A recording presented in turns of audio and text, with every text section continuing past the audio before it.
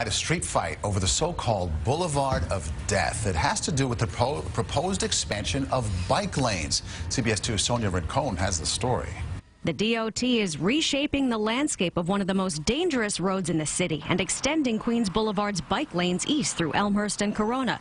Despite the vote from Queens Community Board 4 approving a safety plan minus the bike lanes, Mayor de Blasio told the DOT to go forward with the plan, saying, "I respect those who disagree with us, but in the end, the safety of our neighbors and our children is the most fundamental responsibility." Councilman Daniel Drum represents those neighborhoods and says the mayor made the right call. When you install those bike lanes, effectively what you're doing is narrowing that road, and that has the effect on drivers of forcing them to drive more slowly. I'm really proud that he went ahead and took the initiative. Bikers here are thanking the mayor. Melody Santos says these lanes have changed her life. Right now I'm going to work while biking.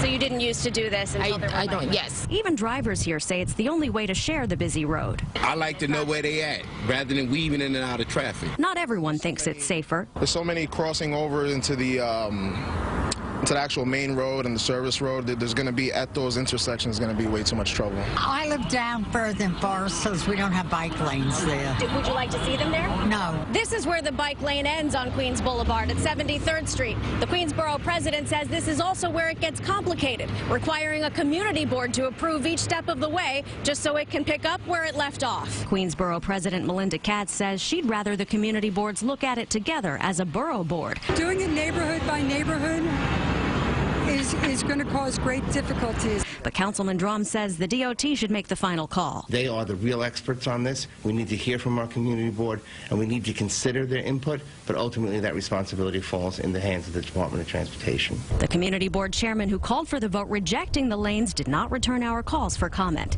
In Elmhurst, Sonia Rincon, CBS 2 News. Now, between 2003 and 2013, Queens Boulevard had 38 deaths and more than 400 severe injuries in traffic. The safety overhaul was proposed last year.